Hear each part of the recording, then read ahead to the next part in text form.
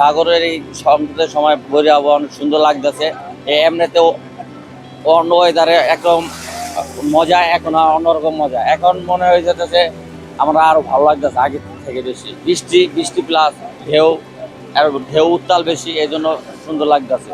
আমরা এটা সতর্কভাবেই দেখিয়া চলাফেরা করতেছি, বা ওরম ভিতরে যাইতেছি না, কাছাকাছি আছে।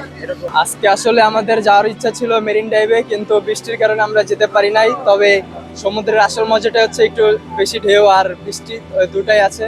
তবে এটা সব মিলে এটাও ভালো, বন্ধুদের সাথে বিচ পারে ফুটবল খেলছি। বৃষ্টি কমলে পরে আমরা মেরিন ড্রাইভে যাব। বৈরী আবহাওয়ার মাঝেও আমরা খুব উপভোগ করছি, যেহেতু বৃষ্টি পড়ছে। সচরাচর দেখা যায় যে আপনার এই রৌদ্র উজ্জ্বল দিনে সমুদ্র সৈকতে মানুষ বেড়াতে আসে। আমরা একটু ডিফারেন্ট অভিজ্ঞতা নেওয়ার জন্য এই বৃষ্টির মধ্যে সমুদ্র কেমন এবং সমুদ্র সৈকতের অনুভূতি কি, সেই উপভোগটা করার জন্য আমার জীবনে ফার্স্ট টাইম সমুদ্র সৈকত আসছি, মানে শুষ্ক মৌসুমে আসা হয় নাই, বর্ষাকালে আসছি।